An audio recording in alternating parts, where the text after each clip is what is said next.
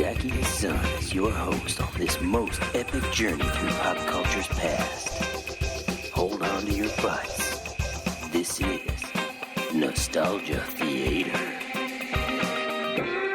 Brought to you by the Movie Film Podcast.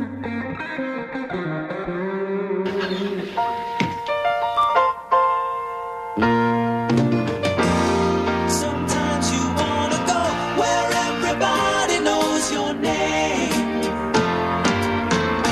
and they're always glad you came.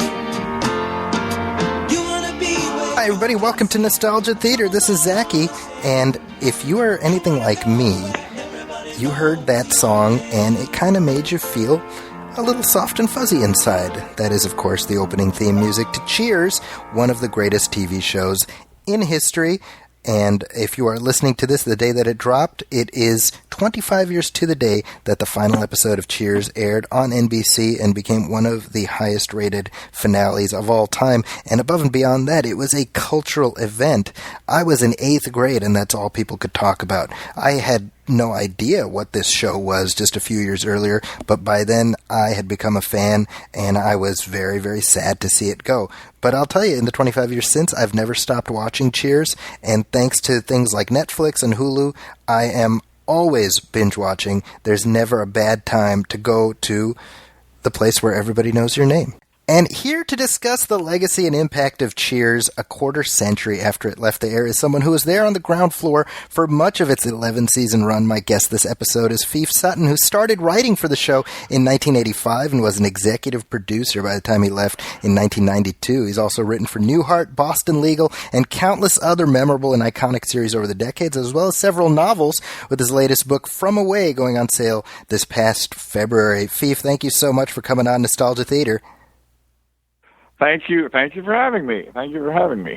So here we are, like I said, 25 years after Cheers ended, and this was, even at the time, thought of as really something special on television. And I think for you, what strikes me is you got to experience it both as a member of the audience and as a member of the creative, the people making it happen. And what was that like? How did you get involved writing for Cheers?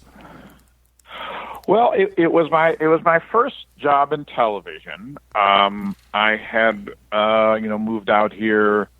I was working in a bookstore. I was stage managing at a Equity Waiver Theater in the Valley, and I was spending my nights writing spec scripts and screenplays and all that, and I wrote a spec Newhart for the show Newhart where he's in the Vermont hotel, and for various reasons nobody read it for like 3 years, but finally somebody read it and they liked it and they took me to lunch and they said they didn't have any openings for me, but good job on the script. It was promising. And then I guess my friend's agent, I had a friend on Newhart, took a look at it after he'd heard that, liked it, and he sent it to Heidi Perlman at Cheers. This was about the 3rd season of Cheers, I think. Okay. So it was already a very well respected. It was sort of the cream of the crop of sitcoms to work on. It wasn't quite the legendary show it became, but it was very, very well respected. Was it a hit yet, Phoef? I mean, we know that it wasn't a hit. It wasn't a hit. I mean, actually, its first year, that was before I was on the show, but its first year, it was not a hit. It was actually the lowest show in the ratings one week. Wow. It came in at the very last show. But NBC was doing terribly at that time. And this was a show that was at least getting good reviews. It won an Emmy, and although that doesn't count for much in the way the networks weigh it, Grant Tinker, who was running the network then with Brandon Tartikoff, Brandon also, they liked the show, you know, and so they figured, well, what the hell, why not leave a show on that we like and that is well respected, and have that be one of the failed shows along with all the others. But then I think it was, I'm not sure about the chronology of it, but I think it was around in the third year or so that Cosby came on, and that started to build the must see Thursday night. Right. And there was Cosby and Family Ties and Cheers, and it started to build. But it didn't really become a ratings, monolith or, like number one in the ratings until like the fourth or fifth year. Wow. Because comedies tend to be that way. They tend to build slowly. Everybody Loves Raymond didn't do well its first few years. Seinfeld did terribly its first 4 years. They don't tend. There are very few shows, comedies anyway, that really are hits right out of the gate. And then when they are, they usually burn out. They usually don't last. It takes a while for an audience to get used to the characters in a comedy, to know what to expect from a comedy, to get into the whole world of a comedy. So and especially with a show like Cheers, which was fairly non-traditional at the time, where people were conditioned to expect the family dynamic, and here the family is people hanging out at a bar. Right, and also it people don't remember this, but it had a continuing story arc. Yes, that's right. The story of Sam and Diane would change throughout the years. As a matter of fact, I think the reason that they got together so quickly at the end of the first season was because they thought the Charles brothers and Jimmy Burrows, the creators of the show, really thought the show was going to be canceled. So they figured, well, we might as well end it with them getting together. And they then of course when the show was renewed, they had to backpedal on that because Sam and Diane didn't really work when they were together as a couple. That's true. They worked when they were at odds with each other and dancing around each other, and so they had to keep finding ways to stop them from being a couple and getting married and all that, because the show would have been over then. But it that was actually kind of that was why for a long time people always said, well, the first year was the best year. The first year was the best year. There were a lot of people who felt that way, and then after that it dwindled. But there are a lot of different opinions about what years people like on Cheers. They're right. Very true. And, yeah. But but of course, because it was a continuing story, it changed. That was a very unusual thing for a show in those days. Right. Most shows in those days, dramas and comedies, were set up to be the same every week. There would be dramatic episodes, there'd be great episodes, but at the end of the episode, the situations of the characters would be just the same. You put the toys back in the box. Yeah, you could pick up and watch it. I remember they did a survey. This was when the dinosaurs ruled the earth. But when when Friends was a big hit show, they did a survey of how often do you watch that show? How, it was a huge hit. How people loved it. How often do you watch that show? And they only people that came out and said, well, they only watched it like every third or fourth episode. They would miss episodes because that you couldn't binge watch in those days because you didn't have DVRs and you didn't have pay-per-view and you didn't have all those. So you had to watch. People don't remember that. You had to watch the show when it was on, and if you didn't see the show when it was on, you were screwed. How quaint! Unless you could have had a videotape, a timer, and tape it, and that was a bit of a hassle. That was a commitment. Yeah. So that was why that was what the whole idea of must-see TV was. Because you had to be appointment TV. It was called. You had to be there to watch it, so the idea is that if you're going to miss every other episode or every third episode or every you pretty well have to do the show. You have to have the show in the same place every time. You don't want people to turn on and think, what did I miss? Why is that happening? Right. How come that person died, Right. And so that was the way, and actually, narratively, it was a very interesting form, because the stories had to be complete. So they had to be, beginning and end, and the middle, obviously, but within the half hour or the hour on the hour shows. And Cheers was actually more difficult than that, because we also had the teasers that had to be completely separate from the show. You couldn't start the show, start the story in the teaser. The teaser was just a short little thing, like a cartoon at the beginning. So those were really hard to write. So did the teasers come in with Cheers? Well, I mean, other shows had openings, but I think the sort of distinct style of the teasers, in that they they weren't the beginning of the story. It was just a gag. What was kind of unique to Cheers. It was a way to sort of set the scene, make you familiar with the characters, do a joke, and then get out. Right. And they were really hard to write. And also we would film them with shows. Obviously we'd film them on a show, but they were almost never with the show that they were filmed with, because we would always move them from show to show, because depending on how long they were, because you'd have shows that were really long, and it was hard to get in at the time, and then you'd want a really short teaser. Yeah. Oh wow. And how then funny. you'd have shows that were not that long, and you want a long teaser. So you shuffle them around. So they really, and also if you had let's say you had a show that didn't happen to have much Carla in it, or didn't happen to have much Cliff in it, you would do a Cliff or Carla teaser in there, so to remind people that character is there, and to make the actor happy, right? and to make the actor happy, because there was a lot of, as you know, there was a lot of bench strength on that show. I mean, everybody was great. Yeah. It wasn't like a lot of shows.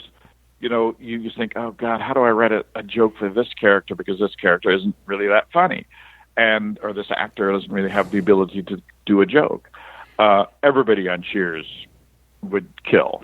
Yeah. So there was no, you were never in the situation where you think, oh no, I've got to write for this Lox, and I've got to try to find a way to make this person funny. Yeah. And it was never that way with Cheers. It was everybody was really, really, really, really strong. So that was a great thing about it too.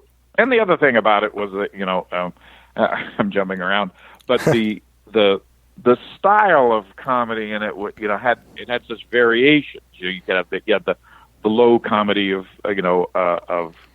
Norman Cliff, kind of the silly, broad comedy of Norman Cliff, which I loved, and you'd have the more sophisticated comedy of Diane and Frasier, and you could play that whole my cat is meowing, play that whole range of comedy. Yeah. And, most shows, again, really just have one style that they hit, and that show had a broad, really broad range. So the fact that your first major gig in TV ends up being for Cheers, it's what an education for you. Well, it was. I was incredibly lucky. I would have. I was married. I had a new baby. So I didn't have any money. So I would have been more than happy to have a job on, The Return of Flipper or something, or any show, Sure. And the fact that came into my life was wonderful. And my first script was a freelance script. I think it was the Book of Samuel, though I'm not entirely sure, the episode. And I wrote it, and but I wasn't in on the rewrites or the production, because I was just a freelance writer. Okay. I was just a writer for hire, and that was my very first job in television. And then later that year, I did a couple of Newharts, and I did a couple of shows you never heard of. And then the next year, I was hired on staff at Cheers. But when I went to the filming of that first episode, my very first episode of television, I didn't know what to expect, Right. And I was in the audience and I watched it, and it there was nothing of mine in the script. I mean, the script as they were doing it, it had been rewritten extensively, and I was thinking, oh God, I hated it. Oh, that's terrible. And I got to the last scene, and the last scene was pretty close to what I wrote. And the last joke was what I wrote. Okay. And, of course, later on, I realized that that's pretty good for a freelance writer to have, one scene that remains intact. And the basic story was the same. But I went down onto the stage after it was over, and I thought everybody was going to ignore me or, just sort of look away like that. And they didn't. They were very welcoming, and they were very proud. Hey, great script, great script. And I thought, I didn't really understand, but I had given them a good enough script to work with for the production. Yeah. And that is a very rare thing for a freelance writer to do. When I joined the show and then later worked on the show, I mean, I don't think that ever happened. Wow. We hired new writers and all that, but as far as a freelance writer writing a script that we didn't just completely throw out, yeah, that was unusual. So I guess I did well. So then the next year they hired me on staff. I was a staff writer, and I came in the year that Woody joined the show. Okay. So I think that was the third or fourth year? I don't know. I think the fourth, I believe. Yeah. Yeah. I believe it was the fourth year. Yeah, and then I stayed on the show for 8 years and ran the show for the my last 4 years with Bill and Sherry Steinkelmer. So you were, yeah. Well, I mean, and you mentioned coming in when Woody Harrelson came on, and obviously that was the first big change because Coach was a fairly beloved character, and Nicholas Colasanto's passing, obviously, but an even bigger change was, the dividing line of what feels to me anyway like the dividing line of Cheers fans when you have Shelley Long leave and Kirstie Alley comes on. Was that for you as part of the creative team? Was that one of these moments where you're like, is the show going to die now that Diana's leaving? Oh, definitely. I mean, no show had, as far as I know, had survived the loss of one of its leads. Right. I mean, there'd been arguably MASH 10 years prior.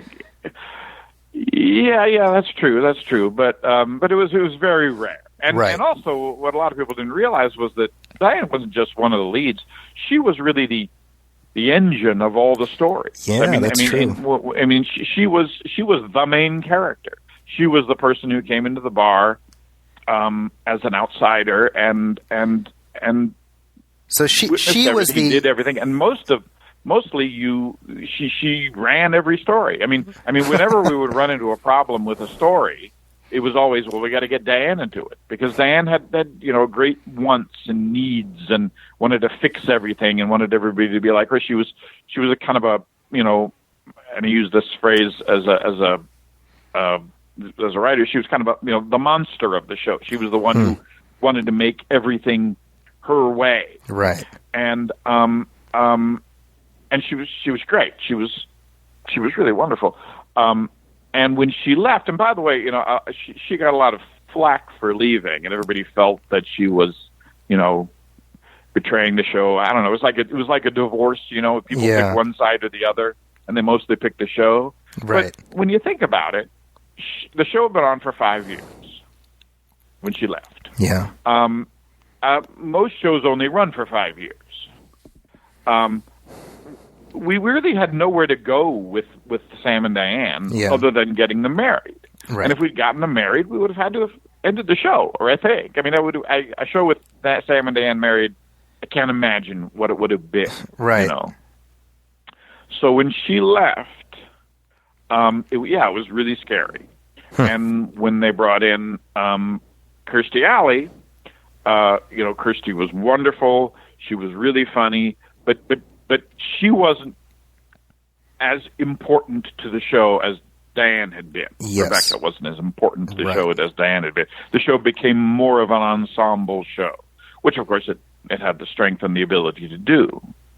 And I think one of the secret ways, one of the weird ways that it just worked out was that, so, as I said, part of the show's appeal was the intellectual versus the dummies in the bar. Right. And when Diane left, Frasier was there. So Frasier could do all that stuff. So Kirsty, Rebecca, didn't have to do that. So, I mean, so she wasn't really seen as a replacement for Diane, I think, and she didn't become a love interest for Sam and all that. She became, it was more if she was one of the gang.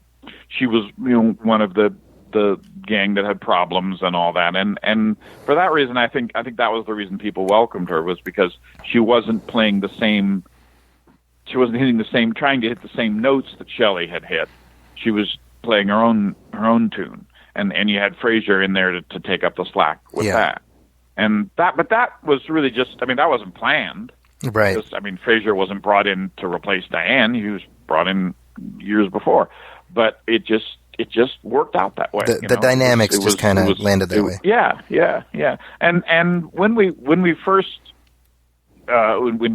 Kirsty first joined the show, the idea for her character was that she would be this tough boss for Sam, this hard as nails boss for Sam, that they would have sparks and conflict and be kind of that sort of Tracy Hepburn kind of thing. And to be honest, she was a fine actress, but she didn't really play that well. Right. Yeah. So we must have shot that first scene in her first episode where they, square off in the office. Right. Must have shot that like every week of the show before it premiered. Must have shot that scene like 6 times. Wow. Trying to get the tone right. It wasn't really until the 6th, I'm not sure how many episodes, 5 episodes in, that where we did the plot that she was in love with her boss. Right. And then she started crying, and she was hilarious at that. And then we realized, oh, that's what she is. She's not this hard as nails person. She's a total wreck, neurotic person, just like everybody else in the bar, but she's just trying to hide it. Right. And once that came through, it was great. And Sam and Rebecca had more of a, Sam was trying to sleep with her, of course, right. But still, they had more of a brother-sister relationship as it turned out than a dynamic romantic situation. But that worked fine, and the show ran for another 6 years. But so I firmly believe that if Shelley hadn't left the show, it wouldn't have run for 11 years. That's amazing. It's true. Yeah. So and there were a lot of changes. I mean, as you said, Nick Colasanto died. That wasn't planned, of course. Right. Frasier came in as a character. He was just supposed to be her love interest for a few episodes, but he came in and he was, fantastic. And Lilith came in again. She was just supposed to be a date that Frasier was on, but she was fantastic. Shelley left, so that if you were writing the show in year 8, and it was a very different show from year 3. That was one of the reasons why I think the show aged so well, because there were so many changes. Yeah. You weren't stuck playing the same thing all the time. Again, none of that was planned. Weird how that works. None of that was planned. It just happened. But to write Lilith and Frasier was fantastic. That was wonderful. But that option wasn't available to the people in the first 3 years. Yeah. And that I think that's something that comedy shows should try. Right. Because now obviously by year 8, let's say, it sort of everybody realized that this was a gravy train that you wouldn't want to leave. So after that, nobody left the show, and Right. then the show did start getting repetitive. And we used to at the at the beginning of every season, we used to say, could we just lose somebody, or just replace somebody, because it would be bringing new life to the show. But what are you going to do? You have to fire somebody. They were all really nice people, and but we did find that later on in life, we started writing more and more stuff for Paul Wilson, right? Who was one of the Barflies, who's a great comedian, was with Gary Shandling and all that. And we started writing more and more for him because he was a different character. Just a new ingredient in the stew. Yeah. But then we were told to not do that. Well, you mentioned Frasier. It's so funny. I was watching the first, Frasier's first appearance on Cheers a couple weeks ago, and I'm sitting there thinking, could they have known the longevity this character was going? I mean, you know what I mean? No. Who could possibly have known that? No, he played that character for as long as James Arness played Matt Dillon on Gunsmoke. Isn't that something? Yeah, no, he and again, he wasn't even supposed to be a regular on the show. He was only supposed to be in like a few episodes. Yeah, as Sam's rival, and God, he was so good. He really was. He was so great. But they were all great. I mean, they were all terrific actors, and you could give them anything, and they would. Well, sing. With that in mind, I mean, we're talking about the ensemble, and it really was kind of an embarrassment of riches. But an ensemble is only as strong as its lead, and here we've got Ted Danson, who, I mean, really something I've come to appreciate watching the show as an adult is just how effortlessly funny he was. Yeah, I've also thought about him in recent years, this past years, in the the change of attitudes towards sexual conduct and certainly sexual conduct in the workplace. I mean, he obviously was not quite ethical in his in the 2018 employees. Prism. Sam Malone doesn't look as heroic. But I think what Ted had that wasn't really in the character, because there were other actors, that were considered for that part. There was Fred Dryer and Wayne Devane. And what Ted had was that he was just inherently is such a sweet, positive guy that he just had that. You had that feeling that he just loved everybody and liked everybody, and that was why he was loved women, because it was a very positive thing. There was nothing at all non-consensual about Sam Malone. He was just such a positive character, and I think Ted brought that to the part. I don't think that was in the part, as it was written. But thank God, because I mean it made him so likable. Just because Ted is not Ted Danson as a person is nothing like Sam Malone. I mean, he's not particularly cocky. He's not, particularly a ladies' man. Doesn't play sports. He doesn't really have any of those things. So he was really playing a role. Most of the actors in the show were pretty much like their characters. I mean, interesting. George Wentz, the sweetest guy in the world. When you talk to George Wentz off stage, and then you would walk and sit at the bar, there was no change. he just is Norm. I mean, he just is that guy. But Ted, it was an effort to play that part for him, because he was not that kind of guy. And I think since then, most of the portrayals he's given have been more like himself. Yeah. But I think the quality of the Ted Danson of Sam Malone is the reason that show is aged so well, and the reason it doesn't look really unpleasant in the modern, seen through the modern prism. I think anyway, because he just seems so friendly and so likable, and so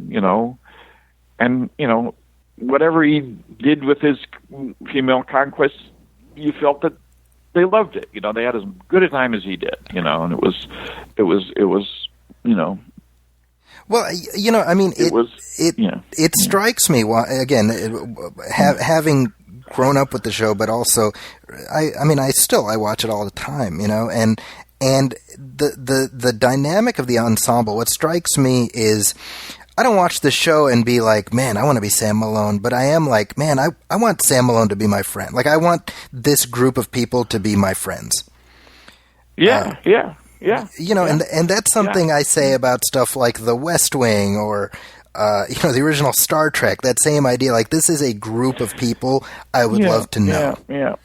People don't, that's one thing that I feel like people haven't, it's sort of lost, because, I don't know, the ability to write friendly people who bicker with each other and disagree with each other, like Bones and McCoy on Star Trek, like Bones and Spock on Star Trek, or Sam and Woody, or Carla and Norm and all that, because they bickered, they got on each other's nerves, there's no question that they did that. They picked on each other and all that, but they were still friends. You didn't get the feeling that they essentially hated each other. Yeah. Which I think kind of comes through in a lot of shows nowadays. People don't really know how to do, I don't want to say in general, but I mean, I don't see that as much as I used to. That sort of course, one of the things that the show had going for it was that song at the beginning. Yes. Which everybody knows, and everybody knows your name. And, it set the tone of these people are all friends. Yeah. So when they were actually behaving, they could be kind of nasty to each other. Right. But you felt, well, no, but they're friends, basically. I mean, and again, it goes to the idea of this being a family. Yeah. A very non-traditional family. And it's funny. Glenn and Les, the creators of the show, used to go through. I remember even in year 6 or 7, they used to go through, jump through hoops to try and figure out, why is Frasier in the bar at this point? Why is Lilith in the bar at this point? And I always used to say, it's the only place they go. They live there. This is their living room. I think that all the time. Frasier will be like, this groundbreaking thing just happened in my life. I'm gonna tell Sam and Norm about it first. Right. It was, and of course, and well, among the things that nobody ever got drunk. Yeah. I think Norm got kind of tipsy one of the first episodes, but then he could drink all the beer he wanted and never get drunk. They did. We did do a lot of stuff with designated drivers, made sure we got that across. Right. And of course, Sam was a recovering alcoholic. So we were kind of tried to be a bit responsible in that. But basically, it was a bar, but it was these people's living room. It was so it was kind of more like an English pub, I think, than bars. There aren't that many bars like that in America. Actually. Right. But I think a lot of people in America were searching for their Cheers. I think so. And it's funny because I don't know whether it's just me, but it seemed like a lot of coffee houses and such cigar stores, some pubs, bars open, but I think it was after Cheers. They were kind of affected by Cheers. Yeah, everybody kind of wanted a Cheers. They didn't really have that when the show started. When the show started, it was kind of controversial to do a show at a bar, because a bar was seen as kind of a sleazy place. There'd been a few sitcoms set in bars before, but they were years ago. There was Duffy's Tavern was a radio show that Abe Burrows wrote for, Jimmy Burrows' father. Archie Bunker's Place wasn't that a bar? Archie Bunker's Place. Archie Bunker's Place, right? I think there was one called the Corner Tavern or something like that with Gabe Dell, but there hadn't been very many. Yeah. And after that, of course, every sitcom has either a bar or a restaurant or a coffee house or that they hang out in. Yeah, you got Central Perk and Monk's Diner, etc. Yeah. Yeah, and the whatever that restaurant was they hung out in How I Met Your Mother, and the one in Seinfeld. And, so these are all like indebted to Cheers. Yeah. I think they are. I remember reading that even when they did Frasier, the goal with Cafe Nervosa was they wanted to make it as different from Cheers as possible, so no stools and things like that. Now, we're talking about Ted Danson. Here's a question, because we've talked about how the show navigated these cast changes. Do you think Cheers could have survived Sam Malone leaving? No. Yeah. No. I mean, a show could have been made with, say, Woody Harrelson running the bar if you wanted to try it. Mm-hmm. But I don't think it could have lasted. It was no question. As a matter of fact, it was his decision that the show ended. Yeah. And I don't think. I think contractually, legally, he had to star in the show, so the show would have had to have had a name change. Oh, really? Wow. Gone or something. I think that's true. But basically, when he said he wanted to bow out, it just meant the show was over. Yeah. And no one was particularly happy about that. Right. But because I think everybody knew that even the writing staff on Cheers stayed the same, which is very unusual. Yeah. I mean, there were writers on that show. I mean, I was on the show for 8 years. There were writers on the show through the whole run of it. There were writers on the show. Certainly, everybody stayed for at least 4 or 5 years. You knew you weren't going to get another gig. It was that good. And even though people would come to you and say, you want to run this show, or do you want to deal with that show, you think, well, I don't think so. I think I'll stay here. I did eventually decide to leave before the last year. Yeah. But if I'd known that last year was going to be the last year, I probably would have stayed. That was actually my question. Yeah, I was like, did you know that things were wrapping up? No, I didn't know. Because I probably would have stayed for that. Sure, why not? That was great. It was a great Turn thing. the lights out. And I was like in an office next door, so I was still able to hang out. But I just sort of felt that I had done every Norm entrance and every teaser and every all the things. It just had started to repeat itself, and I just felt like it was time to leave. But as I said, if I'd known it was going to be the last year, I probably would have stayed. Well, we mentioned at the top of our conversation how Cheers really was it was a slow burn, and it was allowed to grow in a way that is damn near unheard of today. I mean, shows are canceled like 2 weeks in, so the fact that it took a couple seasons to really, that's like science fiction now. Well, I'll tell you the truth, it was strange even then. Huh. It was strange even then for a show to be able to be on the air when it had done so poorly its first season. Yeah. Now, in those days, you had the summer reruns. Right. They rerun the whole show in the summer, and a lot of people found it then, so the show started doing better.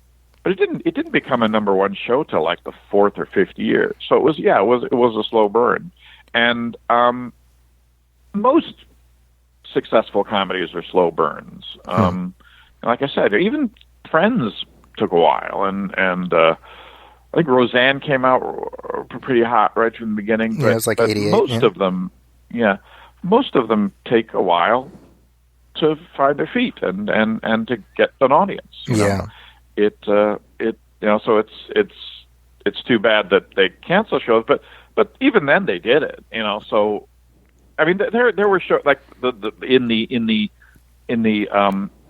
position after Cheers. There was Cosby, Family Ties, Cheers, and then so many shows came in after that. None of them lasted, and most of them got ratings. Were canceled with ratings that you would kill for now. Yeah, I mean, it would be like there was a show Grand about a grand piano making family, and there was this and the other. It wasn't until Seinfeld really that time slot found its that they got something in there that they felt comfortable with, But so it was even rarer then. Again, it was just that Grant Tinker and Brandon Tartikoff liked the show. I mean, that was really it. So the show could have been, one of these ones that I think it would be a fondly remembered show by people who know television if it had only been on for 1 year. But and there are a lot of those. But as far as being, this sort of cultural icon, it was just lucky. It's. I mean, when I look at my own experience with the show, most of it is retrospective because I started watching it really in the 10th season. So your last season, and I was in junior high.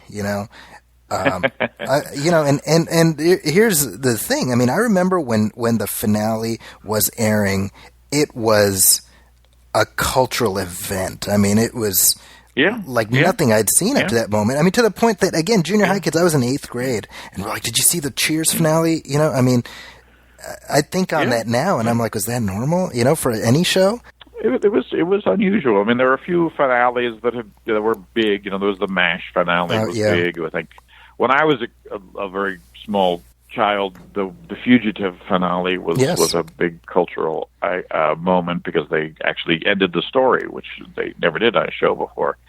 And then later on, the Seinfeld finale and the now finales are kind of a big deal, but they're kind of, I guess they happen so often that it's not quite.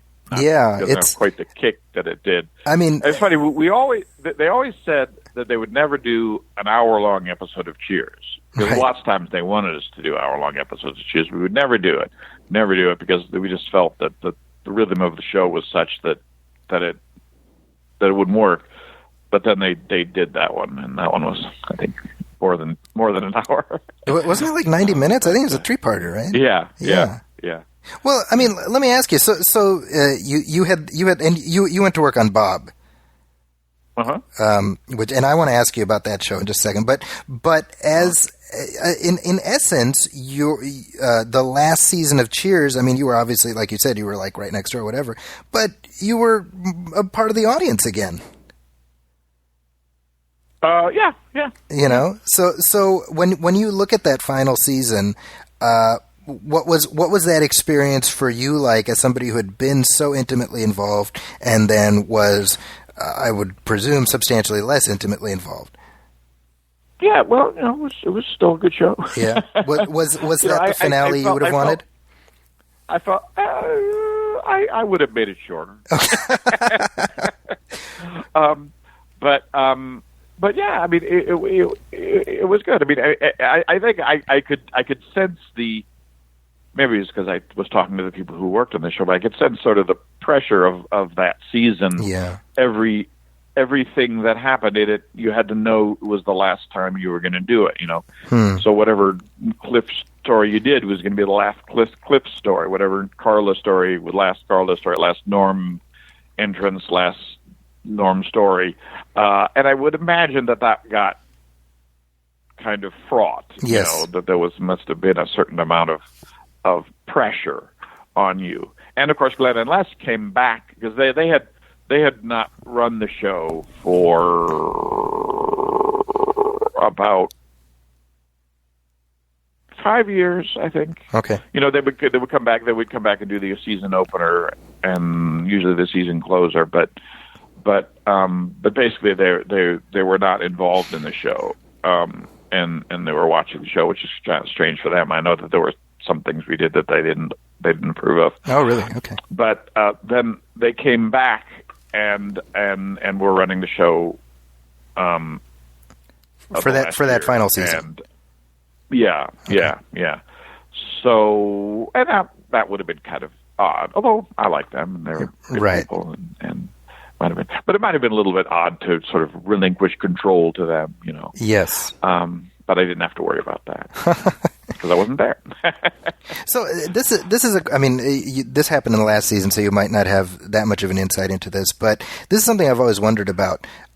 Was the decision to break up Frasier and Lilith in anticipation of the Frasier show and wanting Frasier to be single? Yes. Okay. Yes. It was. Yes. So there was no thought given to having BB Newirth being on the spinoff as well, as a regular. I mean. No. Okay. No. No. Oddly, the whole, nowadays with the internet and the people keeping track of everything and all that sort of thing, the whole backstory of Frasier was completely different on Cheers. It was, right. If you've ever seen it. Yeah. I mean, he'd grown up in Boston. His father was a scientist. He was an only child. His mother was a society dame and all that sort of thing.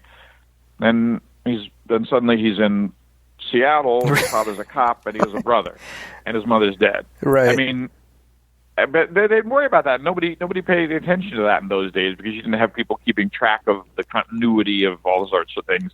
And people still don't do that quite as much with sitcoms as they do with, like, science fiction shows or comic book shows. Right. But still, I think that would have given people pause if they'd really stopped to think about it. Yeah. But nobody thought about it because nobody had the episodes in which there were only a couple of episodes in which he talked about his past.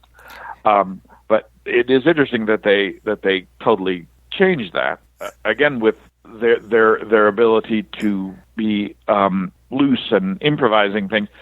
I don't believe that Niles was in the pilot as it was originally written.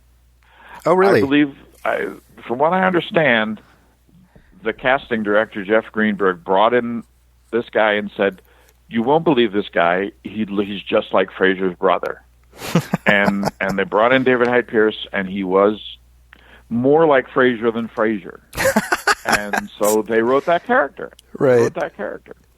And when you think about it, that's kind of odd because usually shows, the way you design that show, if you were a network person, is that you'd put Frasier in a, college with a lot of sports people in it, so that he's the fish out of water, and you would have his big foil be a guy that's totally, more like Sam Malone, Yeah. Instead of a foil, instead of having somebody, which was kind of smart, somebody that's so much like Frasier that he relatively makes Frasier look normal. He makes Frasier the Sam Malone. Yeah, exactly. And that was really smart. That was really smart. Well, and you see, But, first of all, I mean, as far as the continuity differences, I love that they brought Sam onto Frasier. I think it was the second season, and they just hung a lampshade on all of the the changing history of Frasier by just having Frasier say, like, well, I was mad at my dad, so I just said you were dead. Like, it's like, hey, that works. Yes. Yes, they did that. And Yeah. they brought Norman Cliff back and Lilith back a number of times. But Yeah, it's I mean, just what you're describing about the way. but it was the reason I think it was able to work was that it was a very different show. Right. It had its own rhythm and all that, and it ran for 11 years too. It's extraordinary. I mean, you've got After MASH before and Joey after as these two, like, the guardrails of how spin-offs can just go horribly askew. And then Right, and there was also Rhoda, which was semi-successful, Yes, but that's not right. really, off the Mary Tyler Moore show, and Phyllis, which was actually a pretty good show. But again, it didn't last. So there was really Lou Grant. Grant, yeah. Drama. that, again, very totally different show. I think there are some spin-offs that have worked. I mean, you got like They're the very- Jeffersons. That's true. The Yeah. Jeffersons. That's right.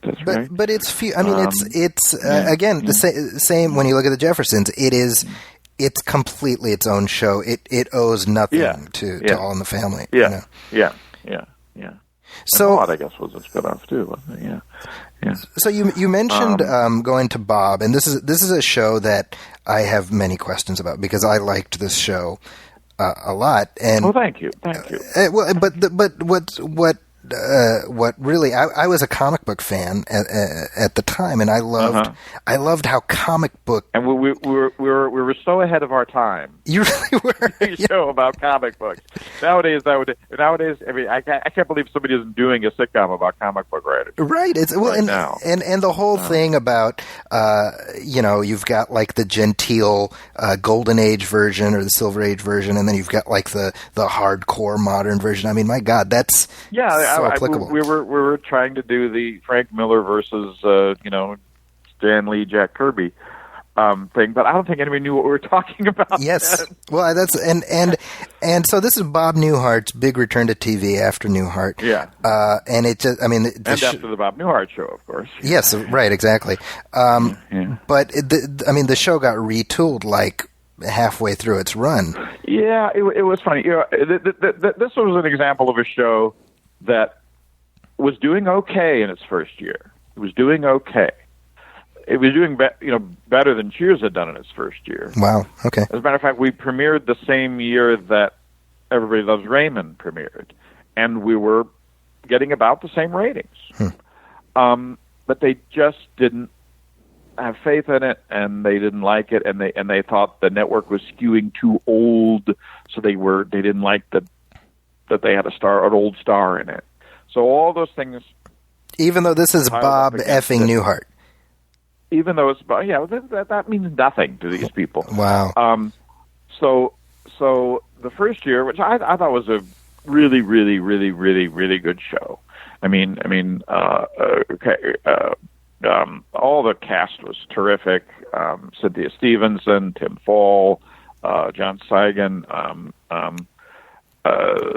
Andrew Bilgore.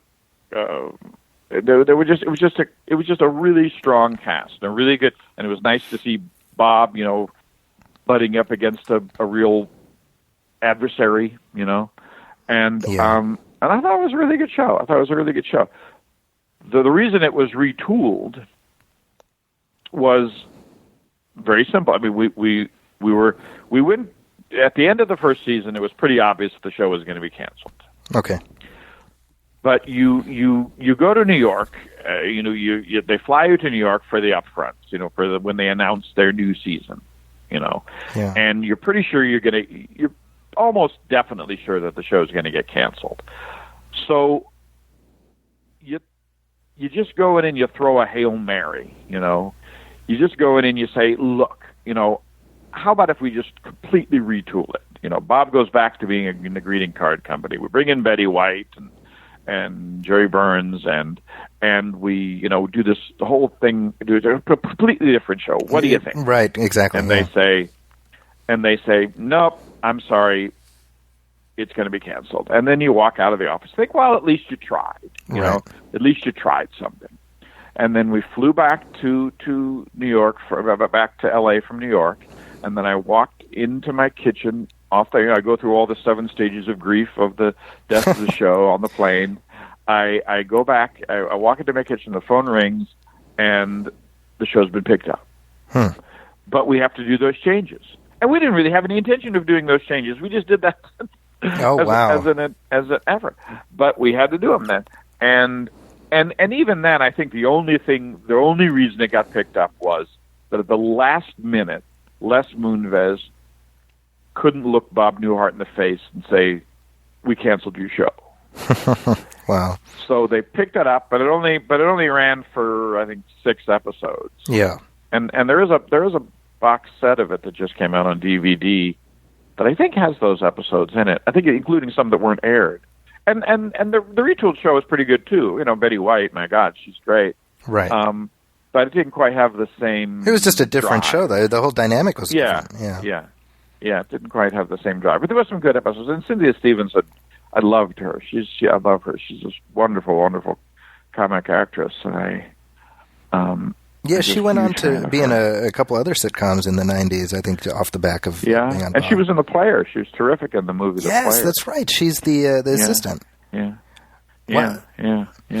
So was having gone from Cheers, where I would imagine to some extent you were nestled within just the successful machine that was Cheers, where to a large extent you were maybe spared overreach by the network. Was it sort of like being hit with cold water when your experience on Bob? Not really. That sort of was a gradual change. Mm-hmm. Even on Bob, I mean, we had to obviously talk to the network a lot more than we were used to, and we had to, get them to approve stories and stuff. But it wasn't really overly meddling. Okay. that came about. I mean, I've been in this business for like 30 years, more than that. That came about rather slowly, but now it's almost impossible to do a multi-camera sitcom and have it be any good at all, because there's so much network interference. There's so much. Every joke is analyzed and beat to death, and then ends up being not funny, and you have to get everything approved, the casting and everything. I mean, and even the writing staff has to be approved by the network and the studio, so that, I mean, like, when I was hired on Cheers, I don't think the network or the studio read me. Right. I think they read me. The Glenn and Les read me. Yeah. And I was in. But now it's like every show. It's like if you get a show on the air, you have to hire the staff that they want you to hire, that the people that have the studio has deals with and all that. So you can't hire, these great writers that you've worked with in the past because they want you to hire these other people. And that's really, really dumb, because the writing staff is the soul of a show, It's the heartbeat. I mean, I guess it's not quite as important as the cast, which is obviously the most important thing, but it's close. It's on a parallel track. It's damn close. Huh? It's on a parallel track. Yeah. And the casting, there's so much network interference, all done by people who whatever they studied, business, law, they were somebody's assistant or whatever. The one thing that they have in common is that they've never worked on a show. They've never done the job that you have to do. They're never a writer. They're never a director. They're never a editor. They know nothing about that stuff. Yeah. And suddenly they come in and they're giving you notes about things that are mostly ridiculous. So nowadays you spend almost 80% of your energy trying to deflect notes, trying to protect the show from the network interference. But on Cheers, where we didn't have much of that at all, we worked really hard. I mean, that's the other thing. I think they think that if they weren't giving us notes, we would just leave the script alone. Yeah. We wouldn't change anything. No, we used to rewrite shows till they were unrecognizable. We'd be there, at 11 o'clock every night, rewriting the show every night to try to get it right. And that for what we thought was right. Yeah. And I think they think that we did go the run through at 3 o'clock and say, "Well, it's pretty good. Let's go home." Yeah. And that's not true. That's not true.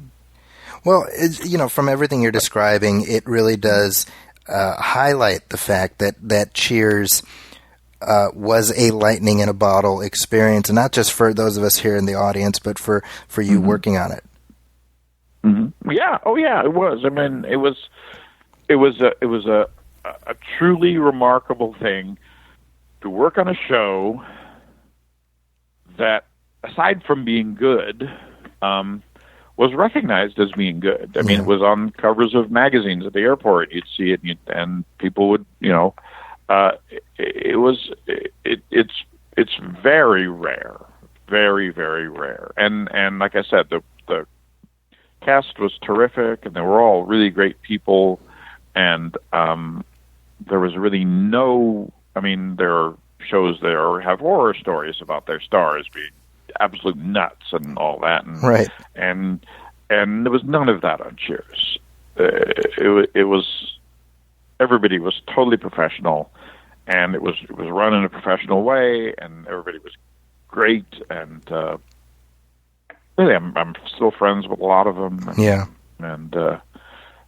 and no, it was funny. We went to the 30th anniversary of the show, of the pilot of the premiere of the show a couple of years ago, and it's just, I can't believe it was that long ago, because I kind of feel like I could walk into that room and just pick up where I left off.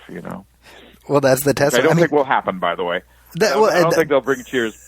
I don't think they'll bring Cheers back. That was going to be my question. Is that something that you'd want to see? Because I've said I want my final shot of Cheers to be the final shot of the finale. That should be I don't want to see Sam as an old man. I think. I mean, Ted looks great. He's in The Good Place. He's terrific. You know? But he's not Sam Malone. He's not anymore, Sam. And you wouldn't want to do that. And I don't think they could get. I mean, they got Woody's a big movie star, and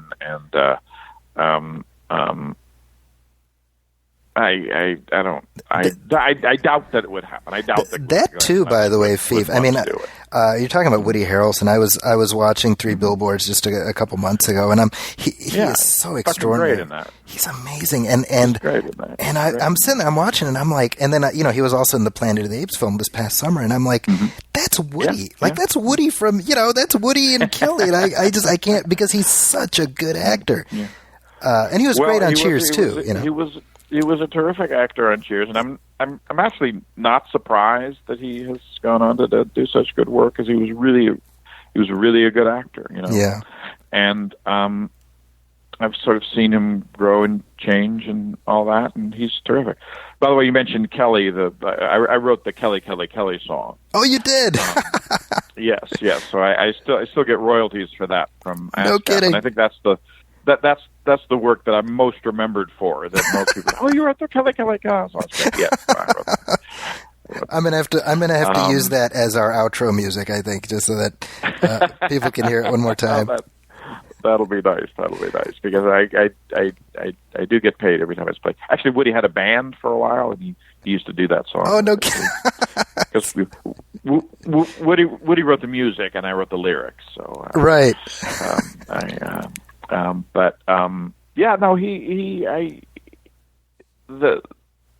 It doesn't surprise me that he's so good, because he was just a really good actor, and he has a lot of Woody in him, Woody Boyd in him, although he's not quite the sweet innocent that Woody Boyd had, but he could portray it perfectly. Sure. And he was great. He was oddly, you realize, of course, that character was not named after him. Right, I had read that. Yeah, the character was named Woody, and then he came in and read as and got the role. But that was just a coincidence. If ever the stars aligned, that was it. Yeah. Well, it's not that common a name. I mean, it's weird how that works. Yeah. I just want to tell you, I'm such a fan of the show. I've been a fan most of my adult life, and going back to my childhood. And what's great for me is it is something that I watch with my kids. I mean, some episodes, some are a little too adult, but I'm glad to be able to sort of pass that along, and I mean, the fact that we are 25 years later, and it's hard for me to think of sitcoms that did end, more than 25 years later, that people still talk about in the same way. And you have Cheers. One of the rules that Glenn and Les set for us on the show, which is not that big a deal, but one of the rules was that there would be no pop culture references. Oh, how funny! References to the events of the day. That's very funny. Because it would date when it was rerun, and I think that's one of the reasons why it does date, because we didn't do pop culture references. You know what's funny? There's the one episode where Sam is dating the girl who's substantially younger than him. She's like 18, 19, I think. And she's talking about like John Mellencamp or something, and Sam has no idea. And I remember like that's one of the few instances I can think of like that. Yeah. And also we of course we couldn't do dick jokes or right. graphic sexual jokes. And I always think if you go to a comedy writer now, a young comedy writer nowadays, and say, okay, we're going to do a comedy, no pop culture references and no dick jokes, they would say, that's comedy. What do you mean? You can't do that. Right. You can't do that. That's true. Because every show, I mean, there's nothing but references to, I don't know, the Kardashians or something like that. Yeah. And it's like we did not do that. Very often. Yeah. So that was one of the reasons I think fashions look a little bit funky, right, nowadays. But other than that, well, I mean, I think it's kind of timeless. I think the longevity of Cheers can ultimately be attributed to the fact that all of us always want a place where everybody knows your name and they're always glad you came. I mean, come on. That's true. So as we wrap things up, I do want to give you a chance to hype up anything that you're working on right now, and obviously give people a chance to seek you out. I'm actually doing a podcast. Oh, there you go. That launches on April 1st. I don't know when this will air, but it's called Film Freaks Forever. And a friend of mine and we discuss all sorts of weird, biker, goofy monster movies, Filipino action movies, Turkish sci-fi epics, and all that. And we sort of try to shine light on movies you might have missed because they're so obscure. So that I think I'm really looking forward to that. Film Freaks Forever. Film Freaks Forever. It's Perfect. called. Yes, it's on iTunes and Spotify and all the places you usually get your podcasts. I also have a new book out that came out in January or February, I think. Yeah, February. Called From Away, which is sort of a ghost story about Maine and family and all that. It's actually I really like it. Nice. Because I've written a number of mystery novels and such. So also that's what I've been doing the last few years. Yeah. And I'm also writing a number of mystery movies, TV movies for the Hallmark Channel. So Darrow and Darrow and Past Malice, an Emma Fielding mystery, and I have a few others in the pipeline. So I'm still working. Well, and you're keeping busy. I hope people will check out the book, and I have seen you post about the podcast, and I'm very excited to add that to my subscription. So I hope everybody who's listening will do the same. Yeah. I think it'll be exciting. I'm excited about it. Okay, cool. Well, I enjoyed this very much. Thank you so much, Phoef. I really appreciate you giving us an insight into, again, one of the greatest TV shows of all time. Well, thank you. And it was a sort of a dream job. And once again, big thanks to Phoef Sutton for coming on and hanging out with us here for the hour. I absolutely loved this conversation, and I know you will too. If you are looking for me online, you can find me on Twitter at Zacky's Corner. That's ZAKIS Corner. And just add a .com. That's my website. You can also go to our Facebook page, facebook.com/moviefilmpodcast, and give us a comment. Send us a message. Let us know what you think. If you want to email us, moviefilmpodcast@gmail.com. And, of course, please go to iTunes and Stitcher and leave a review. Leave a star rating. Every little bit helps. Let me know what kind of guests you'd like me to have, and I will do everything I can to secure their participation in the future. I've been having a lot of fun with our run of episodes this year and got a lot of fun ones lined up. So please subscribe if you haven't already, and listen to our next episode. I'll be back soon for the next Nostalgia Theater. Thanks, everybody.